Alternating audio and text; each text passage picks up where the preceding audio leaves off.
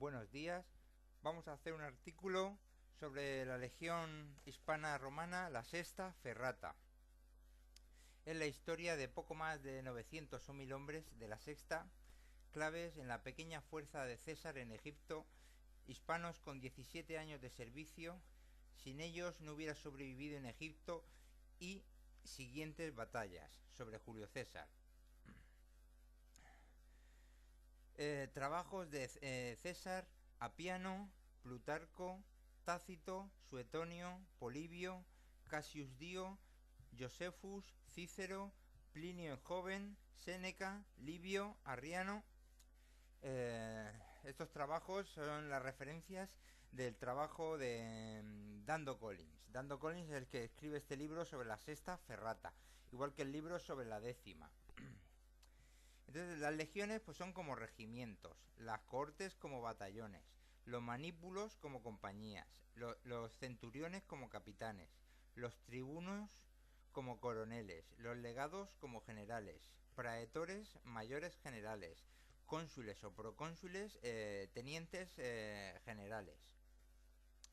Y estamos, por ejemplo, en el 48-47 a.C. llega César a Egipto persiguiendo a Pompeyo, ¿no? Pompeyo es asesinado por los romanos y los egipcios. Y van a haber choques en Alejandría, en el Nilo y por Turquía, ¿no? En agosto tenemos la victoria de Farsala, de César contra Pompeyo, con decenas de miles de soldados que tenía en ese momento César, pero ahora en Egipto tiene poco más de 3000 hombres, ¿no?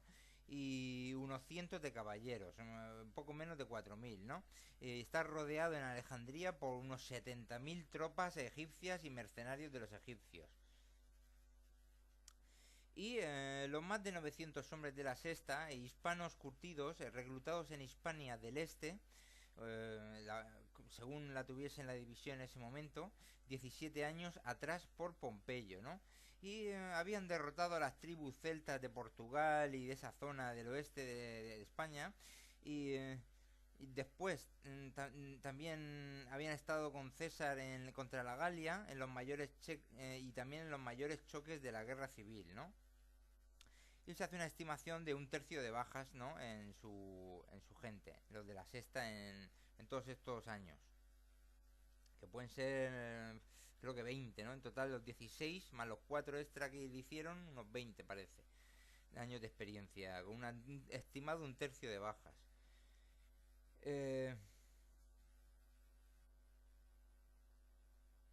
También tenía, aparte de estos 900 o 1000 hispanos, tenía 2200 italianos jóvenes de la 28, Legión 28, 500 caballeros galos y 300 caballeros germanos batavianos holandeses de la guardia personal del César.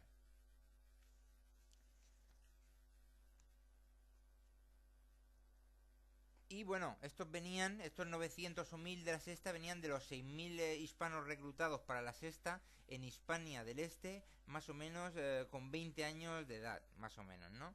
10 cohortes por legión de 6000, 10 cohortes de 600 hombres, manípulos de 200 hombres, centurias de 100 hombres, contubernios de 10 hombres y dentro del contubernio tu pareja que cuida de tu espalda en el combate, de tu testamento, el entierro, etcétera. La mayoría de las legiones hispanas de esta época ya llevaban el emblema del toro.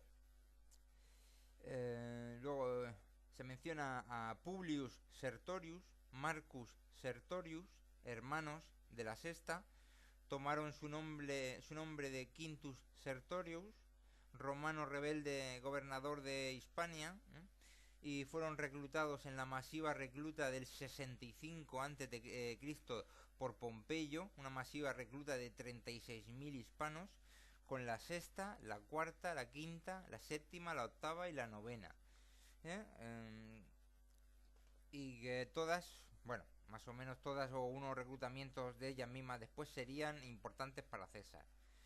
Otros nombres son Lucius Callenus, Quintus Tetarfenus, Gaius Tetarfenus, Lucius Lavicius, Gaius Figilius, Lucius Acilius, Gaius Numisius, Quintus Nonius, ¿no? Son nombres de estos hispanos de la sexta ferrata.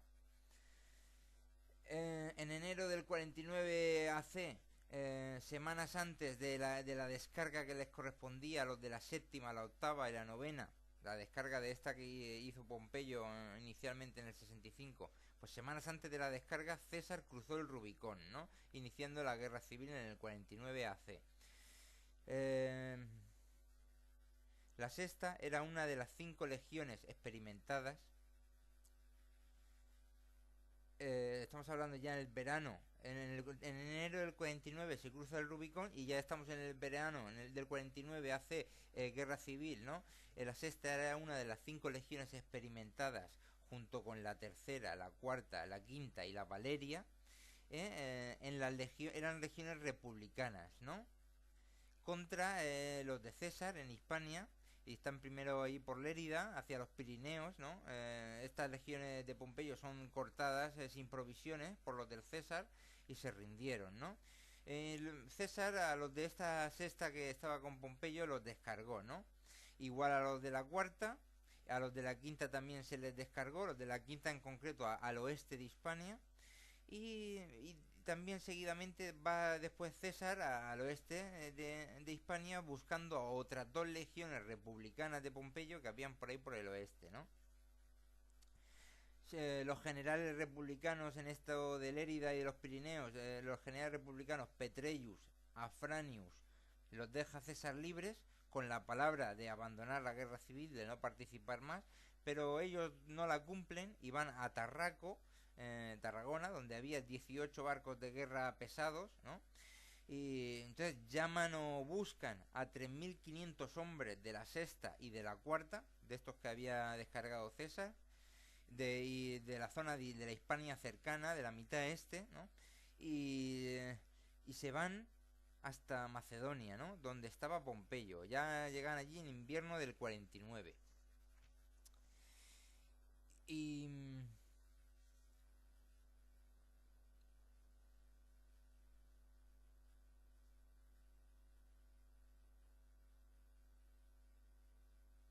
bueno, allí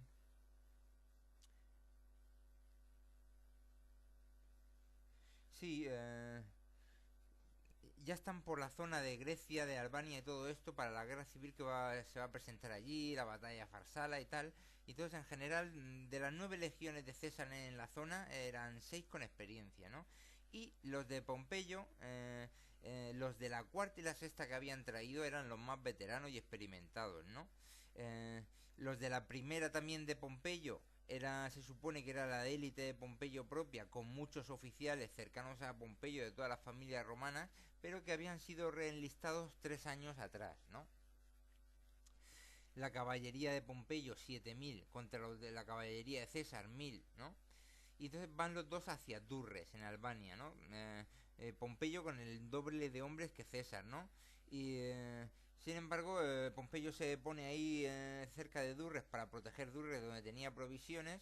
Vienen los de César, rodean a Pompeyo con 15 millas de trincheras y 24 fuertes. Pero en un ataque ahí, me parece que a la zona de la novena y tal, con una masa brutal, rompen el cerco. Entonces, al romperse el cerco, César se retira a Farsala, al este de Grecia, a por trigo, ¿no? Y entonces el orden de batalla en agosto del 49 AC, los dos bandos en las típicas 3 líneas romanas, ¿no? Y pues ahí hay una pelea fuerte, tal. La cuestión es que se queda, se espantan ahí los pompeyanos, los del centro o los de la izquierda pompeyana frente a la décima. Sí, bueno, hay varias cosas aquí de la batalla de Farsala, ya lo vimos en lo de la décima, no nos vamos a extender mucho, aunque estaría bien. La cuestión es que los de la sexta y los de la cuarta se pueden ir retirando, los de la primera de élite pompeyana también se puede ir retirando, evacuando, y sin embargo quedan 2 cohortes de la sexta, que son los que hacen de retaguardia para que se retiren a través del río los otros de la sexta y los otros de la cuarta, Y entonces son dos cortes que son rodeadas por todos los de César, ¿no? Entonces acuerdan ahí que van a pasar a César, al servicio de César y tal. No, la batalla de Farsala tiene más miga interesante, ¿no? Táctica y tal, porque con inferior caballería esconde esta caballería y otra línea más que tenía, las esconde César que no las vean y luego las saca atacando a la masa caballera de Pompeyo, esos 7000 y tal. Luego los echan, tiran para allá, bueno, así. Para la batalla de Farsala ver lo de la décima, ¿no? Bien. Y bueno, pues ya estamos aquí el 9 de agosto, Farsala, los de la sexta se rinden. El coronel Gallius Poliu dice que las bajas de Pompeyo en Farsala fueron 6000. César perdió máximo 1200, 200 de ellos de la caballería. 24.000 soldados de Pompeyo rendidos y prisioneros. Otros 18.000 con gente de la cuarta y de la sexta y de la primera casi intacta escaparon al oeste. En las próximas semanas, evacuados desde Budrotón con la flota senatorial, Cato, Labienus, Afranius, Petreius, Escipio pusieron rumbo a Túnez, ¿no? El 11 de agosto César llega a su campamento y ve a la séptima, la octava, la novena y la décima amotinados, ¿no? Son los que le han ganado la batalla, los principales. Les pagaría cuando hubiese terminado la guerra. César en el 61 AC con la octava, la novena y una nueva levantada por él que sería la décima, hace una campaña en el 61 AC, una campaña contra los lusitanos, tal. En el 58 AC, aprobación del Senado para que la octava, la novena, la décima y la séptima que estaba estacionada en el este de Hispania, para campaña contra la Galia, ¿no? Y la sexta también estuvo en la campaña de la Galia, pero después de lo de Alesia, ¿no? Cuando hubo alguna cosilla por allí. Después ya de lo de Alesia, la sexta también en las Galias. Bueno, lo de la décima, que si era de la zona de la Baética, que si era de, según Dando Collins, según Apiano, que la décima era de varias tribus de por ahí, ¿no? De toda la zona, no solo de la Baética, sino del este, más para arriba, más para abajo. Y sabemos que la décima era una selección, era una legión elegida, inspeccionada por César, por lo tanto puede ser una selección muy amplia de toda la Baética, o incluso más todavía, como dice Apiano, de más tribus, ¿no? Y porque para hacer una selección de una élite, pues se necesitan más población, ¿no? Para el final. Y bueno, hay que decir que todos estos del reclutamiento masivo de 36.000 hombres por Pompeyo, que la mayoría eran gente pobre, dice aquí el Dando Collins, ¿no? Y tal. Pues jornaleros, como ha sido toda la historia de España, ¿no? Siempre los jornaleros. Y luego...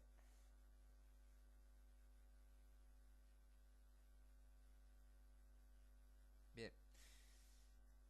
Bueno, pues las legiones en huelga se las mandan a Italia desde Durres y los 900 o 1000 de la sexta pasan a César, ¿no?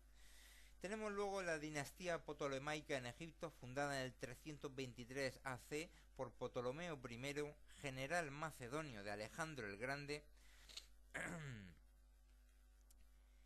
Y el ejército egipcio en estos momentos tiene, que llega aquí la historia esta, 20.000 hombres y 2.000 caballeros, organizados y entrenados como romanos por oficiales romanos, también de ingeniería y de todo esto.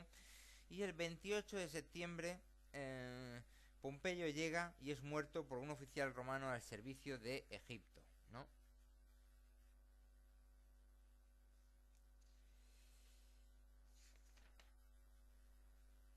Nos hemos perdido el año de la batalla de Farsala para situarnos. Sí, en el 49 AC, ¿no? Bien. Y entonces Julio César con la sexta y otras tropas comienza a cruzar los Dardanelos en pequeños botes, pero se cruza una flotilla de Pompeyo, de los republicanos, que buscaba apoyos en el rey Farnaces del reino del Bósforo, ¿no? Pero el comandante de la flota, Cassius, con sus 14 birremes o trirremes, se pasa a César, y este le manda que vaya a Rodas a por más barcos y se junte con César en Cnidus, en la costa sur de Turquía. Van pasando por Éfeso, Tralles, Bergama, Pérgamo. Aquí se unieron 5 cohortes de la 28. Y entonces con 4.000 hombres llega a Cenidus, ¿no? 4.000 hombres y 800 caballeros, ¿no? Llega a Cenidus, donde llegó el comandante almirante Cassius con 10 cruceros pesados más de Rodas con el almirante Eufanor. Los cruceros de Rodas eran considerados los mejores del Mediterráneo. Embarcaron en los 24 barcos, algunos cuadrireme o quinquerreme, con 270 remeros y 120 infantes de marina, con 40 o 50 metros de largo y 4 o 5 metros de ancho.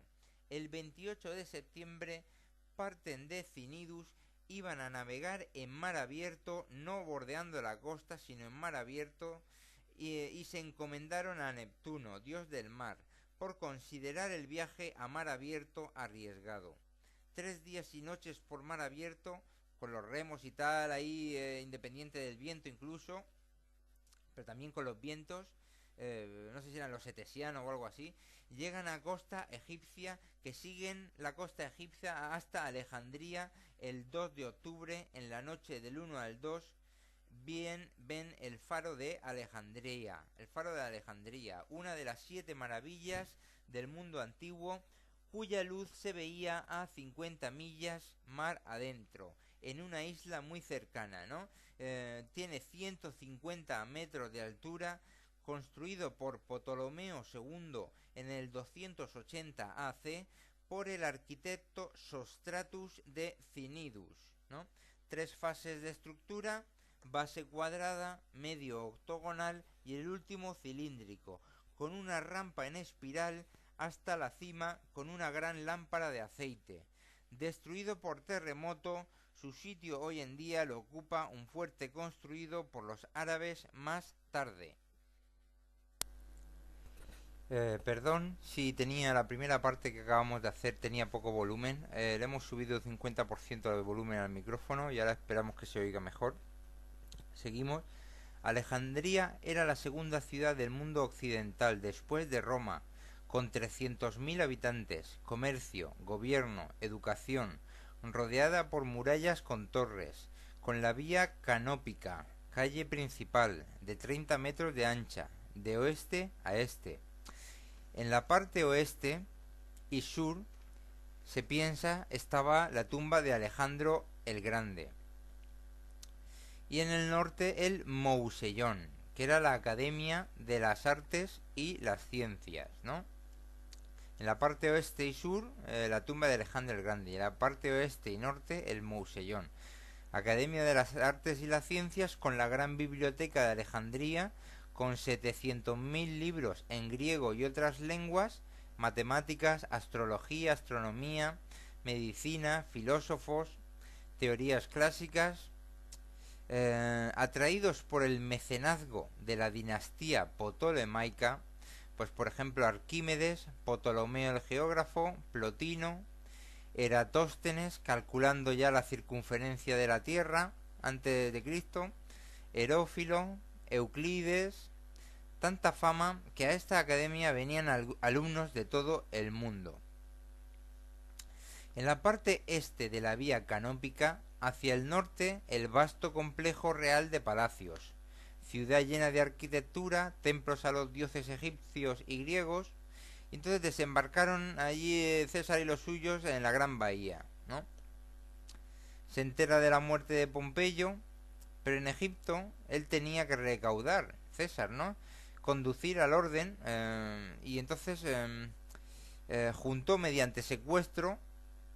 Bueno, primero Cleopatra se coló en el palacio de César, escondida, enrollada ahí en un saco de dormir, que la desenrolla ahí el ayudante y aparece, ¿no? Y después secuestró a Cleopatra y a Ptolomeo XIII, ¿no? Que estaban peleados, ¿no? Mandó al almirante Cassius a por refuerzos, pidió a los egipcios 40 millones de sestercios que le debía Ptolomeo XII, pero le dijeron que se fuera, que ya le pagarían, ¿no? Escondieron las riquezas y solo dieron trigo malo o podrido a los legionarios, que se quejaron. Dictó acuerdo y celebró cena para celebrarlo. Dictó acuerdo él, y celebró cena para celebrarlo. El ejército egipcio se movía, ¿no? De la guarnición de Pelusium, la fortaleza de paso obligado para el que venga del este para entrar en Egipto, Pelusium, y ahí pues tenían 20.000 hombres y 2.000 caballeros, ¿no? Con el general Aquilas. Tenía un ejército importante. Sabían que el año anterior el general de César, Curio, había sido vencido rotundamente con las 2 legiones de italianos que llevaba allí en Túnez, o por allí, por el rey Yuba. Y pues mientras el ejército egipcio entraba por la vía canópica, por la puerta este, César reforzó el perímetro de la parte del complejo que ocupaba y mandó a Mithradates de Pérgamo a buscar refuerzos en toda la zona. Mithradates de Pérgamo, pues uno de los hijos de Mithradates el Grande, creo, ¿no? Los distintos reinos que hay por allí, ¿no? Y entonces Aquilas dividió a su ejército en 2. Uno los mandó a la bahía y a los muelles para bloquearlos, y el otro para ir contra el perímetro defensivo de los romanos. Y entonces ahí habían bastantes cohortes, ¿no? Que rechazaron este asalto al perímetro defensivo. Las cohortes estaban en las calles. Bueno, de los 3.000, los 4.000 que tenía César, ¿no? Con 800 caballeros, que estaban los caballos ahí también metidos en el sitio, en el palacio. Los caballos en el palacio por ahí. Y los 900 o 1.000 hispanos, los 2.200 italianos y los 800 caballeros. También asaltos en los muelles, los primeros rechazados, un segundo que querían entrar en la bahía pequeña donde había 72 barcos de guerra egipcios y romanos. La bahía pequeña es una pequeña bahía al oeste de la gran bahía, conectada con la gran bahía por un canal hecho por el hombre, ¿no? Que es el canal llamado Epstadión, de 7 tramos, ¿no? Con pues 30, 40, 50 metros cada tramo, creo que era una cosa así. Y con 2 puentes levadizos a cada extremo del canal para permitir el paso de barcos de guerra de una bahía a otra, ¿no? Habían en la pequeña bahía 50 barcos de guerra del tipo de Ceres y cruceros pesados cuadrireme y quinquerreme de los de Pompeyo y Egipto. Ya hemos dicho, con 200 o 300 remeros. Solo remeros, más aparte 100 y pico, 150 infantes de marina. Otros 22 más grandes que fragatas. Y estos barcos estaban controlados sus accesos en muelles por los romanos, ¿no? Y por ahí, pues el segundo asalto fue por ahí y también los pudieron rechazar, ¿no? Ya, pues eso, ya habían peleas en las calles cerca de los muelles y se ordenó quemar los barcos de la bahía pequeña, que es el noroeste de la ciudad. Y como había viento del norte, las llamas se fueron extendiendo de la bahía interior por la costa, por la misma costa, a otros muelles y barcos, y hasta 40 barcos más de guerra se perdieron que estaban en los muelles secos a lo largo de la costa. Y ahí habían almacenes de grano, los talleres y todos los astilleros. El fuego se mete en la calle de Soma, ya en la ciudad. Y de la calle de Soma pasa a la gran biblioteca, ¿no? Algunas autoridades antiguas dicen que la biblioteca entera ardió con 700.000 libros, que se quemó. Otros dicen que se quemaron 100.000. Bueno, este fue el incendio. El incendio fue esto con lo de César. Y en la Gran Bahía, varios buques de guerra romanos desembarcan gente en la isla del Faro, ¿no? Y tomando control ahí del Faro y con su artillería controlan el acceso a la Gran Bahía desde el mar, ¿no? Y entonces los límites defensivos dentro de Alejandría pues son uno de los 5 distritos de Alejandría, ¿no? Es una parte del complejo real que está al sur de la vía canópica, y también el teatro junto a esta zona, ¿no?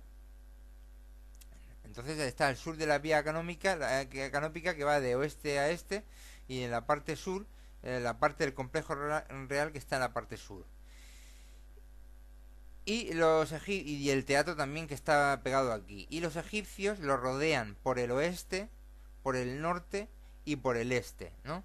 Al sur es una zona de marismas y de aguas, ¿no? Y al final da con unas murallas que están controladas por los egipcios. Todos los de la sexta estaban en las calles, ahí en las barricadas.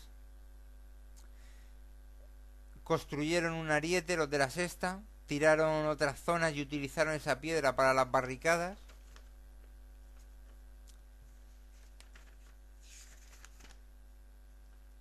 Y también para preparar puntos artilleros, puntos de proyectiles. Aquilas ordena reclutar gente por todo Egipto, doblando o triplicando los efectivos que rodean hasta los 50 o 70.000. Y para aprovechar más los huecos, que se abre algún hueco, ¿no? Presiona en todo el perímetro por si se abre algún sitio y por ahí entrar en masa. Y ellos mismos también los egipcios cierran el asedio con murallas, torres y torres móviles, ¿no? Lo cierran todo, torres móviles, defensivas o ofensivas. Se hacen intentos con barcos y brulotes incendiarios por el canal para forzar la entrada a la bahía grande, que son rechazados por la artillería de los barcos romanos. Y entonces Domitius iba con las legiones 27, 36, 37 en campamento por ahí por Asia, ¿no? Por la zona de Turquía, por la costa. Y esperando órdenes de César. Pero el rey Farnaces II del reino del Bósforo, hijo de Mithradates el Grande, rey de Pontus, iba a Capadocia y Armenia a ocupar toda esa zona de Pontus, ¿no? Que hay varios reinos y uno de ellos más grande, Pontus, ¿no? Capadocia y Armenia. Y entonces con algunos buques Dominitius mandó una legión, la 37, con suministros a César, y como no había más barcos disponibles mandó a la 27 por tierra también hacia César, ¿no? Para Egipto. Y él se quedó Domitius con la 36 y dos legiones del rey Deiotarus de Armenia Menor. Estas dos o una de ellas estaban en el centro de Pompeyo en la batalla de Farsala antes, ¿no? Y pudieron marchar a Capadocia. Bueno, no, marcharon a Capadocia Dominitius con la 36 y dos legiones del rey Deiotarus. Con estas tres legiones marchó a Capadocia Domitius a buscar al rey Farnaces que invadía Armenia y Capadocia. Iba a conquistar Pontus, ¿no? Entonces Farnaces, interceptando correos, supo de la situación de César en Alejandría y decidió atrincherarse y esperar a ver si Dominitius se iba. Pero Domitius ofreció batalla y Farnaces la dio. El centro romano con los deyotaranos se enzarzaba con los bosforanos. La 36 rodeó la trinchera y atacó por las reservas de Farnaces. Y al otro lado de la 36 los legionarios de la Pónticas atacaron una zona atrincherada, ¿no? Fueron rechazados por las mejores tropas enemigas, ¿no? El centro romano, bueno, de esta batalla empezó a ceder, el centro enemigo se giró a su izquierda atacando a los de la 36, ¿no? Que había intentado dar este rodeo para atacar retaguardia. Y entonces de la derecha enemiga también pasaron a su izquierda, ¿no? Entonces la 36 se vio rodeada, ¿no? La 36 eran tropas diversas, republicanas de Pompeyo, ¿no? De varias legiones, en general con experiencia. Formaron en Orbis, en círculo entre todos los que son, dirigiéndose poco a poco hacia las colinas. Domitius escapó al galope a las colinas abandonando su campamento al enemigo. Esto es la batalla de Nicópolis, en Armenia Menor. La 36 perdió 250 hombres, ¿no? Las legiones pónticas, que eran ciudadanos romanos de Pontus, ciudadanos romanos que habían ido ahí de Pontus como cuando lo organizó Pompeyo, ¿no? Y reservistas también de la Valeria de Pompeyo eran las legiones pónticas, ¿no? Y esta legión, las legiones pónticas y la de Deiyotaro, perdieron la mitad o 2/3, con unos 9.000 en total de muertos, dice, con muchos hombres de la orden ecuestre de Roma, con coroneles de las mejores familias romanas, ¿no? Un desastre muy importante que fue Nicópolis, que no se sabe, no se conoce tanto como el de Carrae. Hasta 9.000 muertos es posible que en total, ¿no? Dice la mitad o 2/3 de 3 o 4 legiones. Pues eso son 20.000, ¿no? O sea, 15.000, 20.000. A lo mejor son 3 legiones, serían 18.000. Son 4 o 20 y pico mil. Bueno, y eso que aquí va. Sin embargo, la 36 solo perdió 250 hombres. O sea que lo de Farnaces es un tipo duro, ¿no? Porque iban ahí bastantes romanos. Por lo menos de oficiales y las legiones.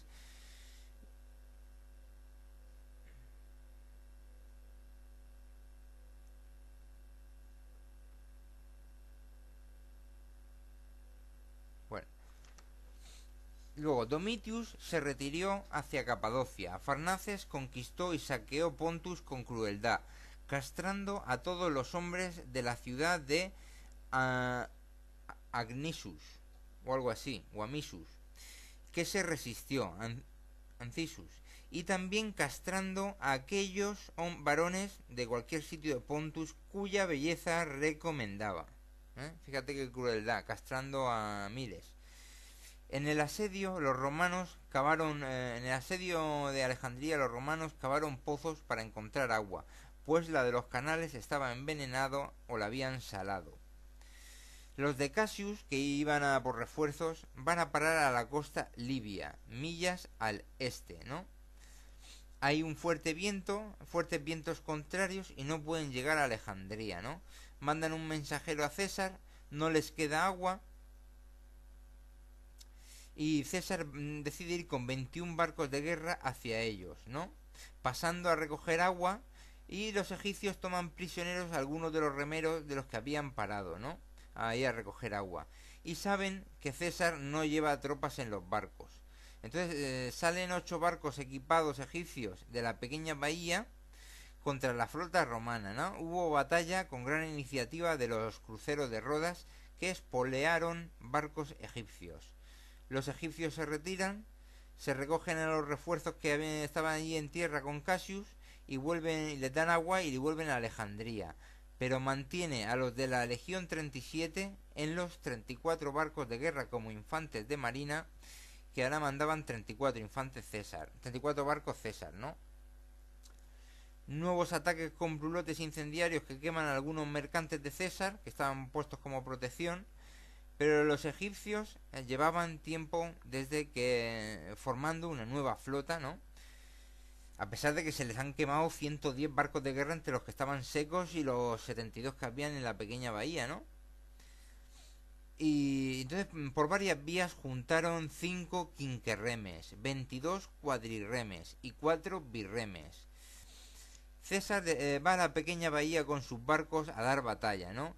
3 birremes egipcios hundidos, otro capturado junto con uno de los más grandes cruceros egipcios. El resto de la flota egipcia evacuó a sus muelles con su protección artillera de piedra, fuego, flechas, etcétera. Ya llevamos pues eso, 2 batallas navales. Para seguir operaciones, los romanos controlaban el faro, ¿no? Que estaba en el extremo de la isla, pero no controlaban la isla en su mayoría, ni siquiera el canal, ¿no? Que también colindaba con la isla, ¿no? Y bueno, la isla también tenía un suburbio de población importante, ¿no? Y llevaban ya muchos meses, algunos meses de lucha, ¿no? Se produce un desembarco en la isla por el sur con 4.000 hombres en zona rocosa previamente estudiada. La milicia egipcia hace frente, pero las dos cohortes de la sexta cargan y se espantan la milicia, llegan más egipcios, se lucha casa por casa y los de la sexta van ganando, los egipcios se retiran o quedan prisioneros, 6.000 prisioneros egipcios, saqueo del suburbio, se toma la isla y control sobre parte importante del canal, ¿no? Y entonces con 1.800 que no son de la sexta van a por la parte este del canal que controlan los egipcios, pero los egipcios vienen por la parte oeste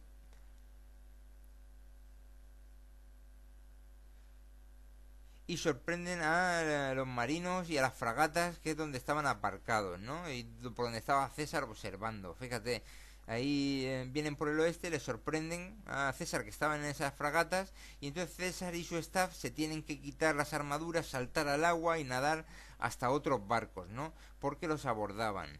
El día pues se termina con 400 legionarios muertos y 450 marinos muertos también, porque se vuelcan varias barcas, ¿no?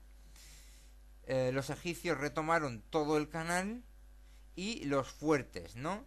Ahí abrieron su navegación, recuperaron la mayor parte de la isla menos el faro y la zona este, y liberaron a los 6.000 prisioneros en esta operación, ¿no? Estamos en el 47 AC, 707 años desde la fundación de Roma. Los 5.500 que han venido de refuerzo no han mejorado la situación. Se perdió la isla del Faro, que no el Faro. Con menos de 10.000 contra unos 80.000 egipcios, César esperaba llegada de más refuerzos. La 27, que iba a pie, los de Domitius, que habían sido derrotados, y otros aliados de César o Roma, ¿no? Que se van intentando llamar por la zona. Los egipcios pidieron a César le enviase a Ptolomeo y que podría negociar mejor la paz, ¿no? Ptolomeo dice que no quería irse, pero le mandaron para allá. Ptolomeo se unió a los egipcios, de nuevo reactivando la lucha contra los romanos. Los egipcios mueven su flota a 20 kilómetros al este, y por la delta del Nilo, ahí que es bastante grande. Allí va la flota romana y Eufranor, el de Rodas, ataca por su propia iniciativa sin esperar órdenes ni nada de los egipcios, de los romanos. Los romanos no le siguen. Consigue hundir un crucero egipcio, pero los demás egipcios le rodean, le atacan y le hunden el suyo, y ahí muere de esa manera loca el Eufranor, ¿no? Y es que en las dos batallas navales que había habido anterior, Eufranor había hecho lo mismo, ir para allá, y al final le habían seguido, ¿no? Porque estaba César, pero en este caso no le siguieron. Y me parece que no iba César en la flota, iba otro mandando la flota. Entonces, pues nada, va hasta Ascalón, en la costa de Palestina. Había llegado Mizrades de Pérgamo, ¿no? Con la Legión 27. Mizrades de Pérgamo con la Legión 27 en ayuda de César. Iban a pie y llegaron hasta Ascalón, en la costa de Palestina, ¿no? Y esperando más tropas de los nabateos y de otros, el líder judío de Ascalón era Antípater, con un hijo de 14 años, Herodes, que sería Herodes el Grande, ¿no? Entonces Antípater ayudó con hombres, armas y grano, por ejemplo 3.000 judíos y también judíos de otros sitios. Marcharon a Pelasium, en la entrada de Egipto desde el este, fortificado, y con los 10.000, 12.000 que iban, rodearon Pelasium con trincheras. Fueron con arietes contra la muralla, se hizo una primera brecha y se tomó Pelasium, ¿no? Ahí con Antípater ahí luchando en la muralla. Se les unen más judíos de Onias y de Memphis en Egipto. Mizrades y Antípater avanzan desde Memphis hacia Alejandría, eso subiendo, con el río a su izquierda, ¿no? Y estamos a finales de marzo. Los egipcios mandan a un ejército cuyas avanzadas son derrotadas. Los egipcios hacen campamento frente al campamento romano judío.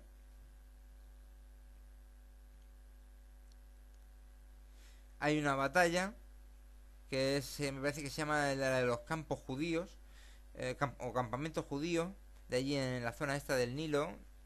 La 27 se la colocan en el ala derecha, en el ala izquierda colocan a Antípater y los judíos.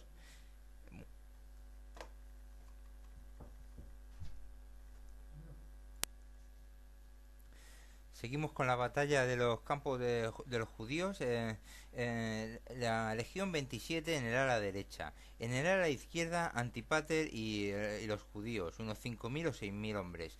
La caballería dividida en ambas alas. Se producen cargas simultáneas de uno contra otro. En la izquierda se van imponiendo los judíos, pero en la derecha se van imponiendo los egipcios a la legión que va con Mizradates, ¿no?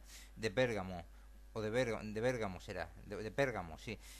Los judíos vienen a ayudar, los judíos que estaban en el otro lado. Mithradate dijo que Antípater le salvó la vida ese día. De aquí los judíos se tiraron al campamento egipcio. La 27 perdió 800 muertos, los judíos 50 o 80 muertos. Los egipcios se retraen y reagrupan y forman un nuevo campamento en la ruta de Mitrarates hacia Alejandría. Con Cleopatra preñada de 6 meses, César embarca sus tropas, hace un amago de ir a una dirección, pero navega al oeste para evitar el choque naval con los egipcios y dirigirse al Nilo a dar con Mithridates y Antípater. Desembarcó y por tierra en diagonal se dirige hacia Mithridates y Antípater en el Nilo. Siguientemente, Ptolomeo XIII embarca sus tropas egipcias y mercenarias en Alejandría y se va a buscar a los egipcios con Dioscórides, que es su general de los egipcios aquí en el Nilo, y se va a buscarlos. El 25 de marzo ambos refuerzos llegan a sus campamentos, separados el egipcio al norte del romano unas 10 o 12 millas, ¿no? Campamentos en el Nilo. Llega Hircanus, el judío de Jerusalén, con 1500 hombres más. Los egipcios construyen un nuevo campamento grande en un sitio ideal junto a una pequeña ciudad y un promontorio, que los unen ahí por una zona amurallada y atrincherada. Ahora César va hacia el norte con unos 20.000 hombres. Intentan cruzar un río, afluente del Nilo. Construyen un puente, pero las avanzadas egipcias no les dejan. Manda a la caballería de César, a los batavianos holandeses germanos, que son 300 y tal, y que saben cruzar a nado con sus caballos los ríos y con todo el equipo, ¿no? A nado con los caballos, y eso lo mantendrá mucho tiempo. Y se mantendrá mucho tiempo dentro del Imperio Romano, y atacan por detrás a las avanzadas egipcias y consiguen cruzar más gente el puente, y entre los dos aniquilan a la avanzada egipcia.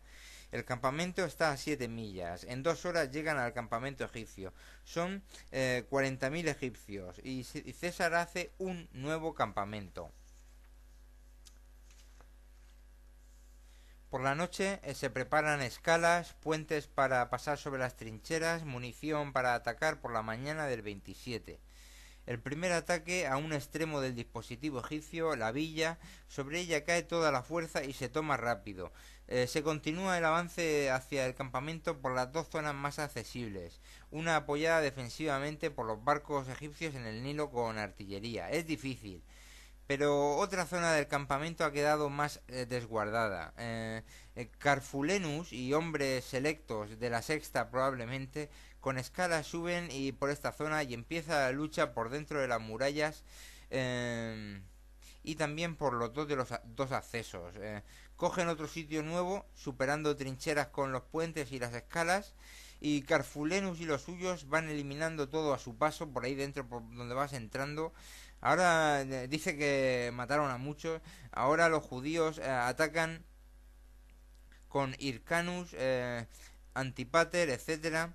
Los egipcios ceden, escapan o sucumben o quedan prisioneros, o se ahogan en el río.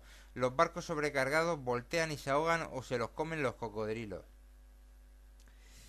Después de esta victoria, César se dirige a Alejandría. Esto ha sido la victoria de la batalla del Nilo, ¿no?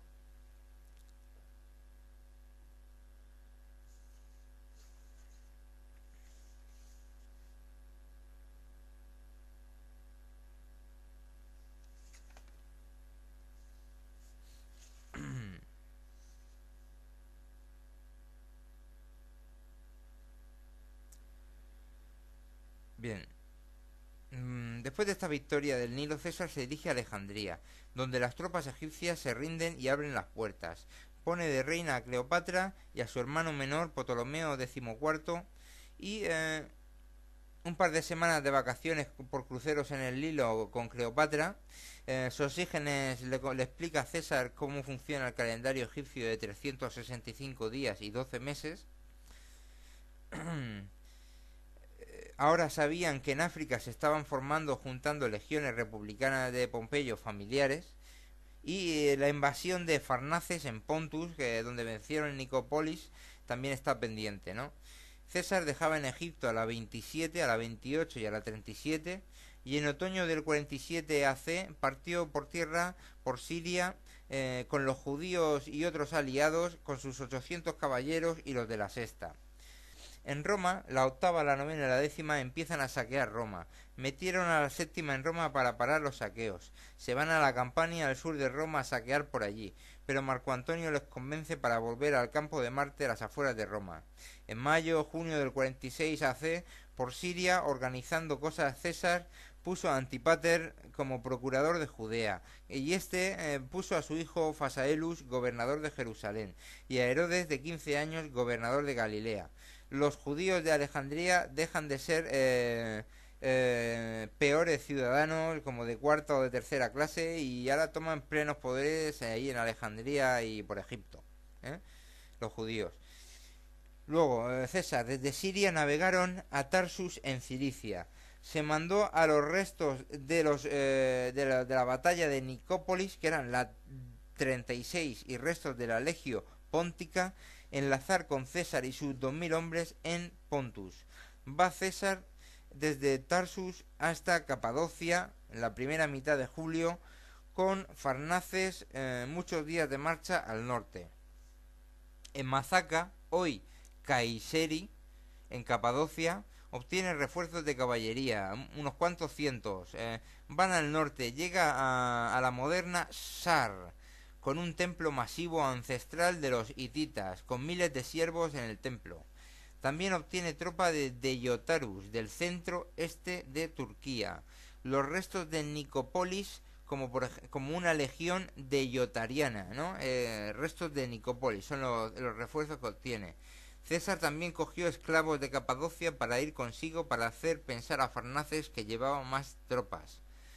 Farnaces va al encuentro de César en Yeril, en el río Yeril, y acampa en Cela, hoy Cila, en Turquía central. Farnaces sabía que mucho de lo que era la fuerza romana eran los restos derrotados de la batalla de Nicópolis, ¿no? La Póntica, la 36, la de Yotariana, todas esas habían sido derrotadas, ¿no?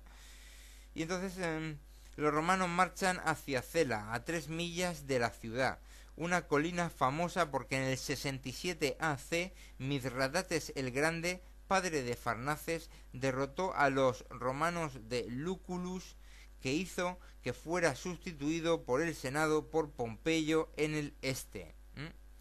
En el mismo sitio, o al lado de esta colina donde fue derrotado el ejército romano, al lado se instaló Farnaces, y a 5 millas quedaban los romanos, que montaron un campamento el 1 de agosto del 46, o 46-47, 46 parece que.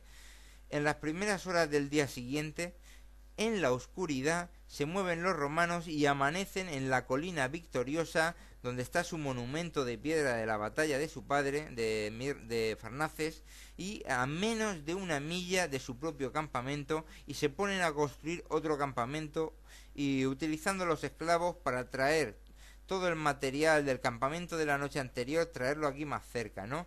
Y Farnaces pudo ver que había muchos esclavos, que las tropas eran 15.000, ¿no? Realmente 15.000 tropas, y de ellas 8.000 legionarios, ¿no? Farnaces probablemente tenía 30.000 hombres, y por eso se decidió a dar batalla. Incluso contaba con carros, con espolones en las ruedas, y se presentó a dar batalla, se puso a avanzar, y César mandó que a 2/3 de sus 15.000 hombres siguieran trabajando, y por tanto solo puso como 4.000 o 5.000 los que era su primera línea, de la más importante de las 3 líneas de batalla que él pudiera dar con esas fuerzas que tiene, ¿no? La más importante la puso ahí, que era 1/3 de las 3 fuerzas, ¿no?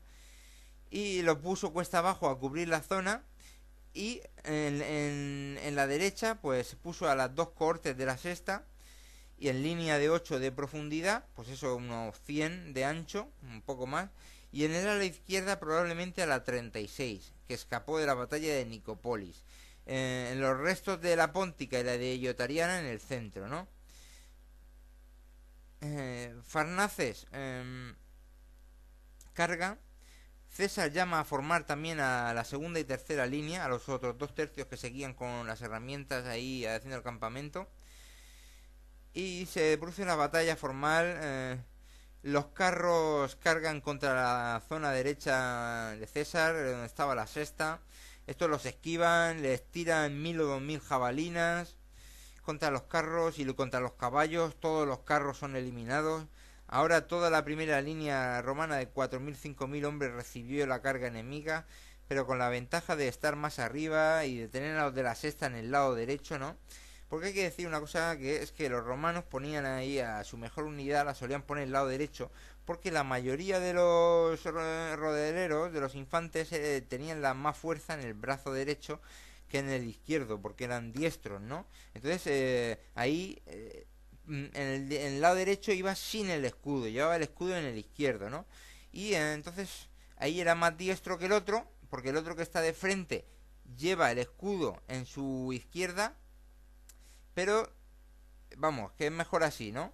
El otro que está de frente tiene que pegar por dentro, que se puede estorbar o lo que sea. Mientras que tú que estás de frente pegas por la derecha y quizás se ve más libre, ¿no? Era por el tema este de los diestros, ¿no? De que había más diestros que zurdos. Igual que por ejemplo con los tenistas, ¿no? Entonces los de la sexta empiezan a empujar, a pinchar, el enemigo empieza a ceder en su zona izquierda y empiezan a escapar de aquí. En el centro y en el ala derecha enemiga estaban ahí inmóviles, bloqueados unos contra otros, y viendo lo de la derecha romana también empiezan a retirarse en el centro y en la izquierda. La sexta arrasa el campamento. Farnaces escapó, pero luego más tarde, tiempo más tarde, fue derrotado por Asander, que era otro de la zona, y ejecutado. Dice Hirtius de la batalla de Cela que fue una fácil victoria en circunstancias extraordinarias. Claro, será porque estaban en inferioridad de condiciones, porque lo único que había aquí,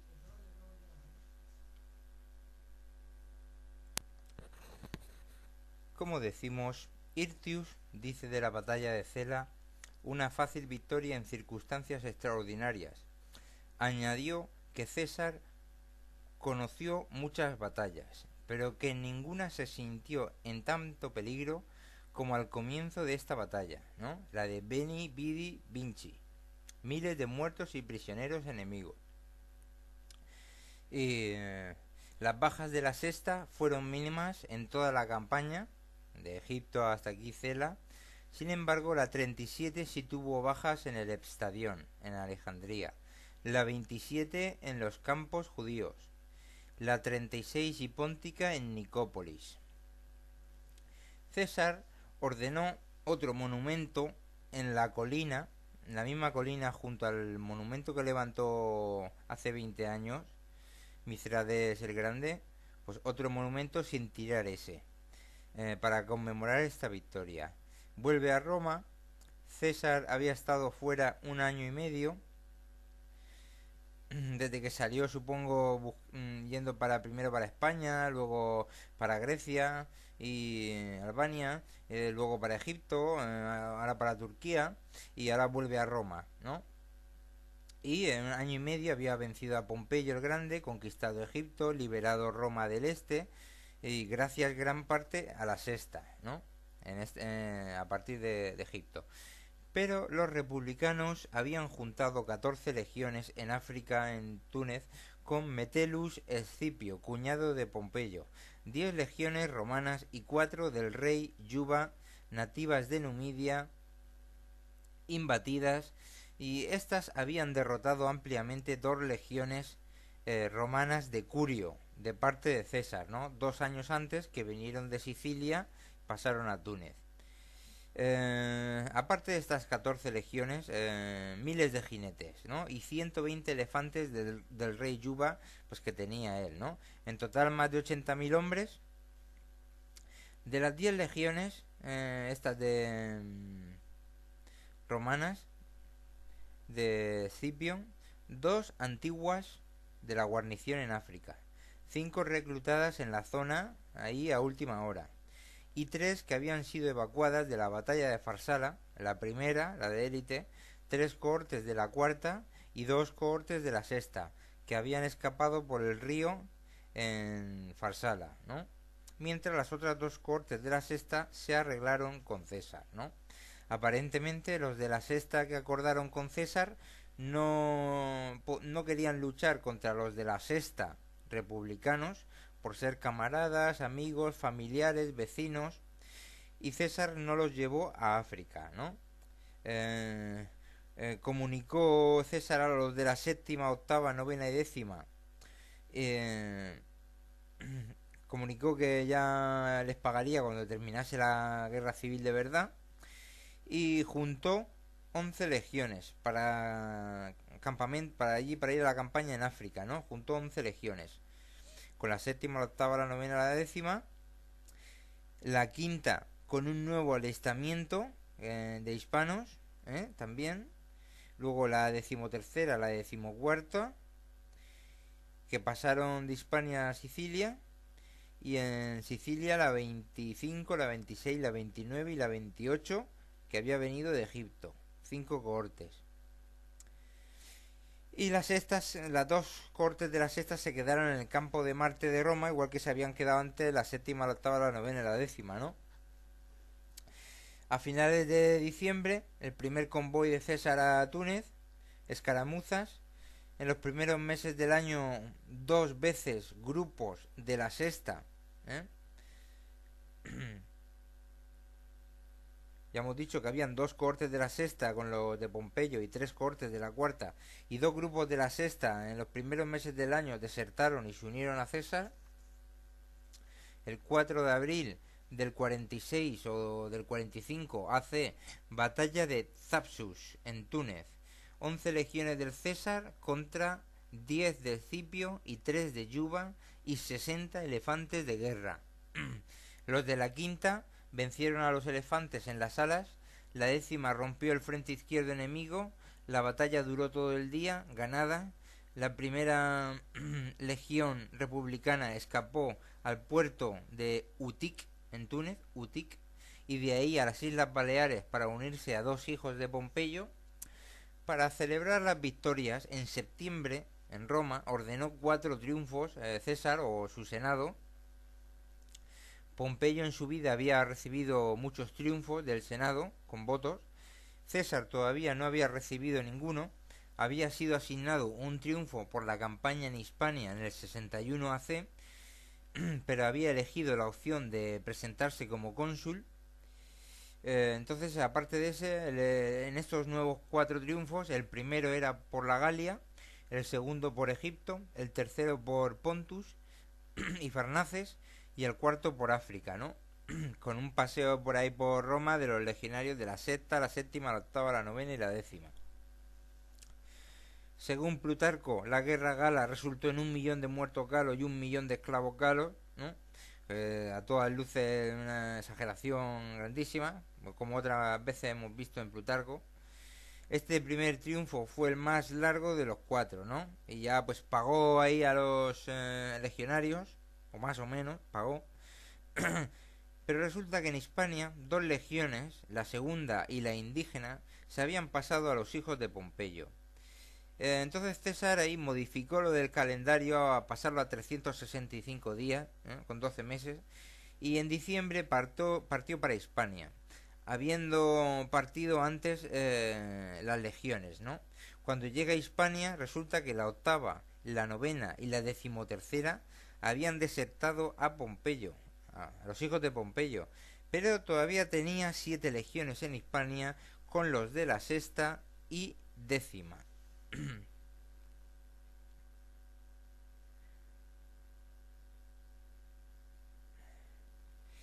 Que demostrablemente sus 2 mejores unidades en sus grandes batallas, los de la sexta y los de la décima, ¿no? Hay que citar que la batalla de Thapsus, pues allí seguramente muchos de la sexta ya se han pasado a la sexta, y los de la cuarta pues a lo mejor también los puede haber pasado. Bueno, y llegó su caballería con 4.000 caballeros, ¿no? Nunca había tenido César tantos caballeros, ¿no? Que llegaron, cruzaron el Pirineo. César empujó a las tropas republicanas hasta Córdoba, ¿no? Los de la sexta eran de hispanos del este que puede ser pues parte de la mitad de la península, pues prácticamente todo eso. O sea, lo mismo de Tarragona que de Cuenca. Eh, los de la octava y la novena de hispanos eran del oeste de Hispania, los de la octava y la novena, los de la sexta del este. Durante semanas escaramuzas a lo largo del valle del río Salum, hasta que llegan los de la sexta. Ten en cuenta que la octava y la novena estaban en el bando de los de hermanos hijos de Pompeyo, ¿no? Hasta que llegan los de la sexta y empujan a los republicanos hasta Córdoba, ¿no? Que dice tal, que todos sabían quiénes eran. Luego, un ataque pompeyano contra una construcción de trincheras de la sexta también es rechazado. El 17 de abril del 43, no, del 45, será, hace la batalla de Munda. César con 7 legiones, republicanos con 13, la mayoría reclutas verdes, la décima a la derecha de César, la quinta a la izquierda, los de la sexta en el centro con otras 4 legiones, 30.000 de César contra 50.000 o 70.000 de republicanos. César dijo que nunca estuvo tan cerca la derrota como en esta batalla final. Hombre, claro que lo dijo porque estaba luchando contra hispanos, ¿no? Entonces ahí pues era más duro y tal, ¿no? Duraban más y aunque fueran los de la octava, los de la novena, también los de la decimotercera, que no eran hispanos me parece, otras más que habrían por ahí, y un montón de hispanos que aunque fueran reclutas verdes, pues por eso se ve que la batalla duró un montón de tiempo y por eso dijo, nunca me costó tanto en una batalla, después de haber tenido tantas como ha tenido, ¿no?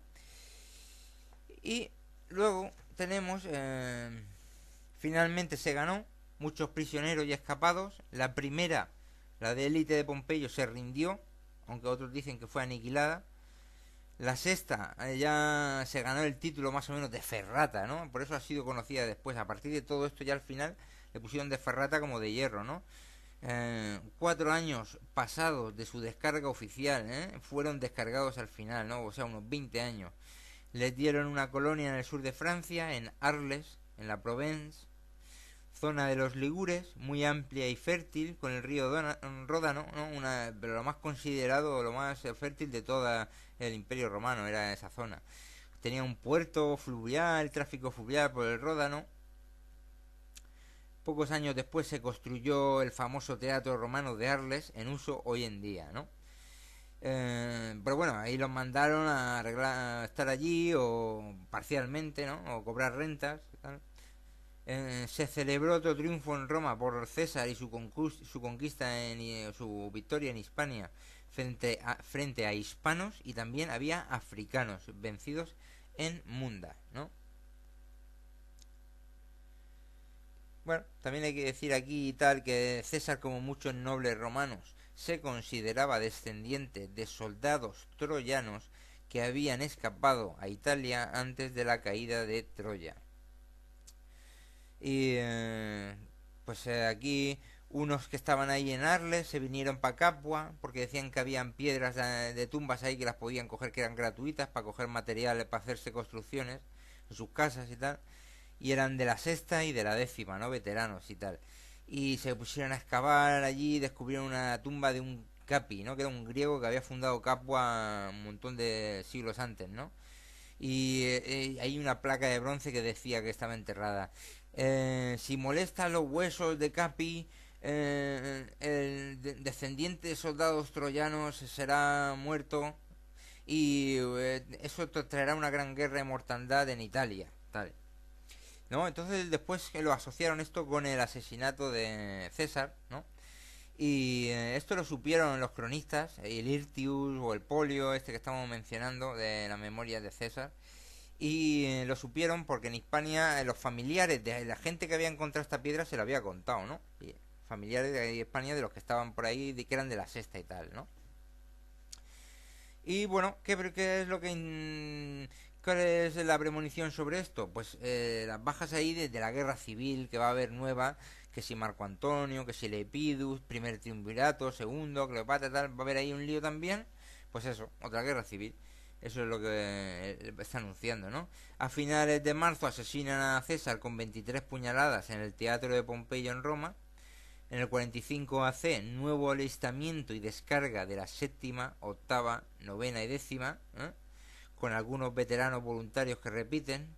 Muchos de estos eran reclutas republicanos de Munda y de esos días, de esos enfrentamientos. La sexta, igualmente, la sexta de que tiene César, igualmente se realista. Los restos de la sexta y de la cuarta de la batalla de Zapsus, que no se pasaron, desertaron a César, seguramente estos restos prisioneros se convirtieron en otra sexta más, ¿no? Distinta a la que se acaba de realistar, ¿no? Y completada con nuevos alistamientos, y entonces ya ahora habían dos sextas, ¿no? Y pues eso ahí los historiadores romanos, la gente ahí lo asoció ahí con los gemelos de la loba, los gemelos estos de la fundación de Rómulo y Remo, y entonces les pusieron en los estandartes, aparte de los toros que lo llevaban, también la loba con los gemelos ahí amamantando, ¿no? Luego ya pues más adelante en el 42 AC la batalla de Filipi, ahí con participación importante que ya también la hemos narrado un poco en el artículo de la décima, siguientes alistamientos. Pues ahí participaron, no sé quiénes de los dos de la sexta, no sé quiénes. Luego la batalla de Monte Ginderus contra los partos, también por ahí por Turquía, en el 38 AC, que se les da un triunfo y la sexta va otra vez liderando la campaña y paseando en el triunfo. En el 36 AC, Marco Antonio con 16 legiones contra los partos, con la sexta Ferrata y la tercera, que la tercera en este caso era la sexta pero la otra, ¿no? Se perdieron los bagajes y auxiliares y hubo retirada con distinguida actuación de la sexta y la tercera, que evitaron otro Carrae de como hace 17 años. Tanto lo vieron eso importante que celebraron con una gran victoria, con un triunfo sobre Roma, sobre los partos, ¿no? Con la sexta y la tercera otra vez paseando. Luego, por ejemplo, se han encontrado 9 tumbas de los originales miembros de los 900 o más de César de la sexta, que se han encontrado en Benevento, en Italia, ahí cerca de Benevento, con varios nombres, los que hemos dicho antes: Publius Sertarius o Sertorius, Quintus Tetarfenus, Gaius Figilius, Gaius Numisius, Lucius Cayenus, Lucius Acilius, Lucius Lavicius. Y por ejemplo, este último, por ejemplo, tiene la tumba Ferrata, ¿no? Que perteneció a la Ferrata. Bueno, pues ya hemos terminado con esta. Gracias. Y que todas, bueno, más o menos todas o unos reclutamientos de ellas mismas después serían importantes para César. Otros nombres son Lucius Cayenus, Quintus Tetarfenus, Gaius Tetarfenus, Lucius Lavicius, Gaius Figilius, Lucius Acilius, Gaius Numisius, Quintus Nonius, ¿no? Son nombres de estos hispanos de la sexta Ferrata.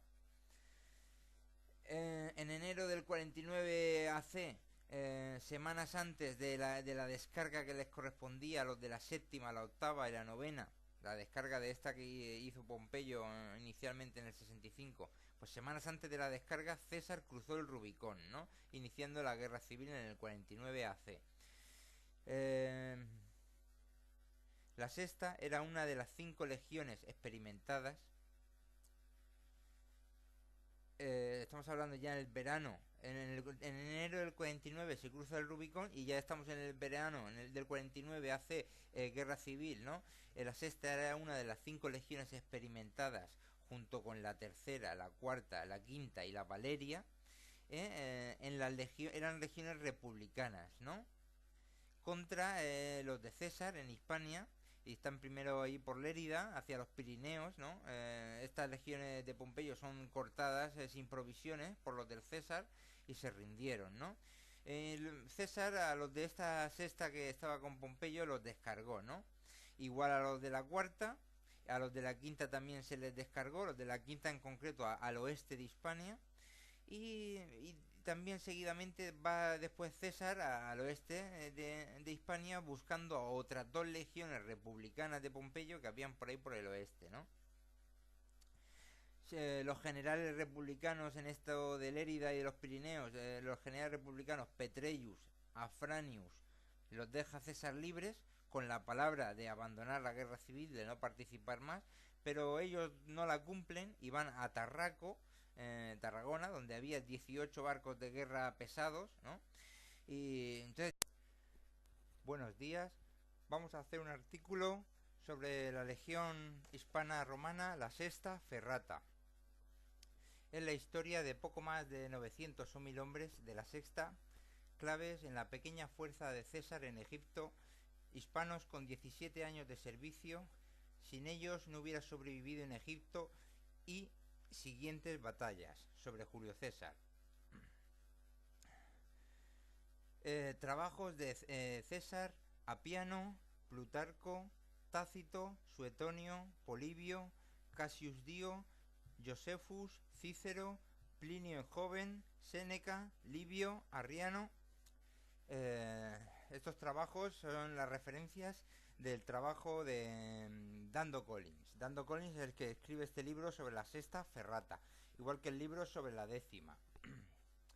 Entonces las legiones pues son como regimientos, las cohortes como batallones, los manípulos como compañías, los centuriones como capitanes, los tribunos como coroneles, los legados como generales, praetores mayores generales, cónsules o procónsules tenientes generales.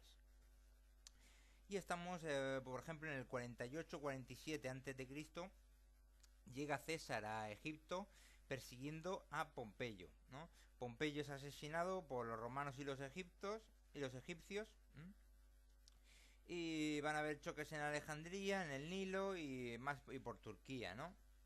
En agosto tenemos la victoria de Farsala, de César contra Pompeyo, con decenas de miles de soldados que tenía en ese momento César, pero ahora en Egipto tiene poco más de 3000 hombres, ¿no?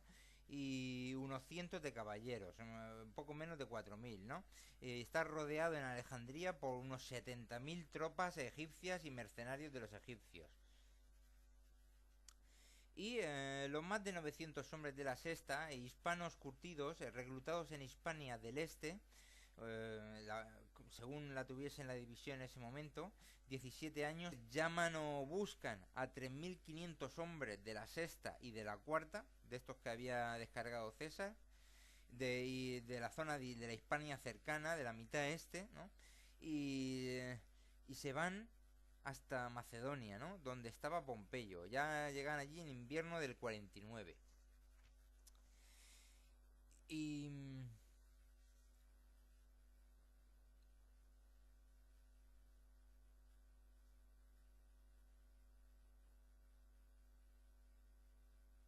bueno, allí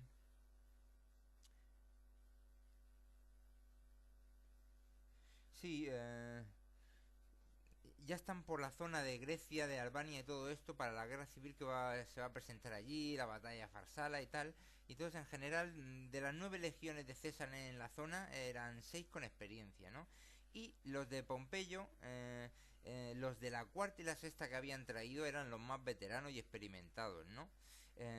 Los de la primera también de Pompeyo se supone que era la élite de Pompeyo propia, con muchos oficiales cercanos a Pompeyo de todas las familias romanas, pero que habían sido reenlistados 3 años atrás, ¿no? La caballería de Pompeyo 7000 contra los de la caballería de César 1000, ¿no? Y entonces van los dos hacia Durres, en Albania, ¿no? Pompeyo con el doble de hombres que César, ¿no? Y sin embargo, Pompeyo se pone ahí cerca de Durres para proteger Durres, donde tenía provisiones. Vienen los de César, rodean a Pompeyo con 15 millas de trincheras y 24 fuertes. Pero en un ataque ahí, me parece que a la zona de la novena y tal, con una masa brutal, rompen el cerco. Entonces, al romperse el cerco, César se retira a Farsala, al este de Grecia, a por trigo, ¿no? Entonces, el orden de batalla en agosto del 49 AC, los dos bandos en las típicas 3 líneas romanas, ¿no? y pues ahí hay una pelea fuerte, tal. La cuestión es que se queda, se espantan ahí los pompeyanos, los del centro o los de la izquierda pompeyana frente a la décima. Eh, sí, bueno, hay varias cosas aquí de la batalla de Farsala, ya lo vimos en lo de la décima, no nos vamos a extender mucho, aunque estaría bien. La cuestión es que los de la sexta y los de la cuarta se pueden ir retirando, los de la primera de élite pompeyana también se puede ir retirando, evacuando, y sin embargo quedan dos cohortes de la sexta, que son los que hacen de retaguardia para que se retiren a través del río los otros de la sexta y los otros de la cuarta, ¿eh? Y entonces son dos cohortes que son rodeadas por todos los de César, ¿no? Entonces acuerdan ahí que van a pasar a César, al servicio de César y tal. No, la batalla de Farsala tiene más miga interesante, ¿no? Táctica y tal, porque con inferior caballería esconde esta caballería y otra línea más que tenía, las esconde César que no las vean y luego las saca atacando a la masa caballera de Pompeyo, esos 7000 y tal. Luego los echan, tiran para allá, bueno, así. Para la batalla de Farsala ver lo de la décima, ¿no? Bien. Y bueno, pues ya estamos aquí el 9 de agosto, Farsala, los de la sexta se rinden. El coronel Gallius Poliu dice que las bajas de Pompeyo en Farsala fueron 6000. César perdió máximo 1200, 200 de ellos de la caballería. 24.000 soldados de Pompeyo rendidos y prisioneros. Otros 18.000 con gente de la cuarta y de la sexta y de la primera casi intacta escaparon al oeste.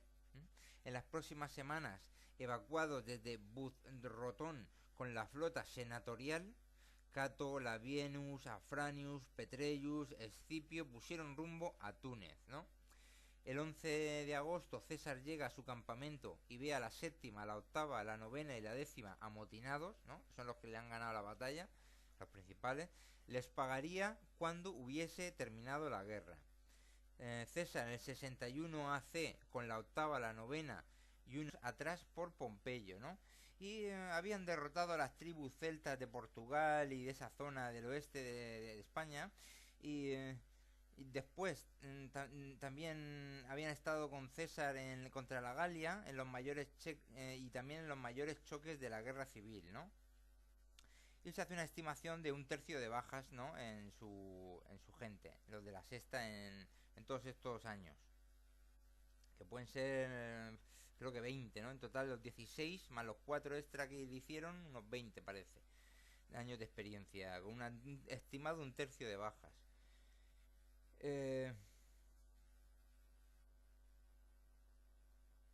También tenía, aparte de estos 900 o 1000 hispanos, tenía 2200 italianos jóvenes de la 28, Legión 28, 500 caballeros galos y 300 caballeros germanos batavianos holandeses de la guardia personal del César.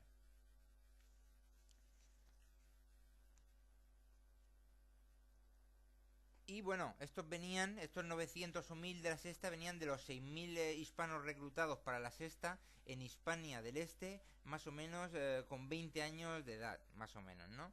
10 cohortes por legión de 6000, 10 cohortes de 600 hombres, manípulos de 200 hombres, centurias de 100 hombres, contubernios de 10 hombres y dentro del contubernio tu pareja que cuida de tu espalda en el combate, de tu testamento, el entierro, etcétera.